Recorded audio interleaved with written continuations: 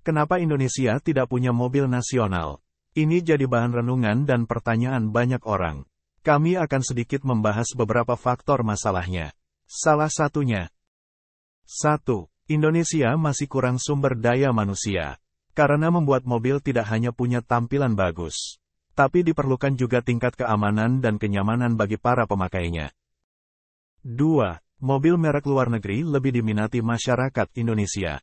Dimulai dari mobil kelas atas hingga kelas bawah. Sampai saat ini Indonesia belum punya mobil nasional, yang menargetkan untuk pasar menengah ke bawah. 3. Para pengusaha dan pembisnis Indonesia kurang kontribusi terhadap produk dalam negeri.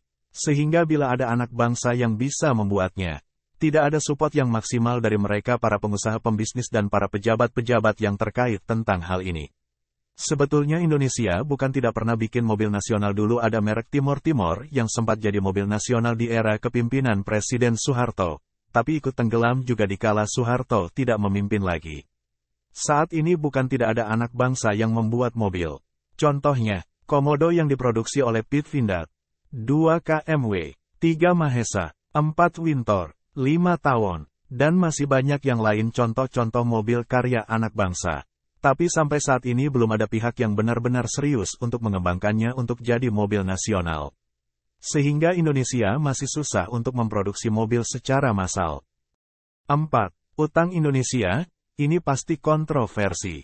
Tapi bisa saja sedikit mempengaruhi perdagangan internasional. Pada tahun 2022, Jepang adalah peringkat ketiga, pemberi hutang terbanyak ke Indonesia.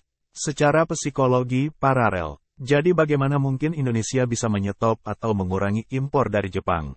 Sedangkan Indonesia punya hutang pada negara Sakura tersebut. Itu hanya sedikit catatan kecil dari kami. Kenapa Indonesia tidak punya mobil nasional sendiri? Masih kalah sama negara tetangga Malaysia, yang sudah punya 2 merek mobil sendiri, dengan berbagai seri yang laris manis di negaranya, yaitu merek Proton dan Pro 2. Kini 2 merek mobil tersebut semakin berkembang. Indonesia semakin jauh tertinggal. Jangankan produksi mobil, mobil-mobilan saja banyak impor dari China. Sekarang bila ingin Indonesia lebih berpengaruh di mata dunia, sudah saatnya dimulai dari diri kita untuk lebih kreatif agar dapat dukungan dari pemerintah. Dan seharusnya pemerintah sekarang lebih memperhatikan orang-orang kreatif, tanpa melihat kelompok politik manapun, agar Indonesia lebih maju dan banyak berperan di kancah internasional.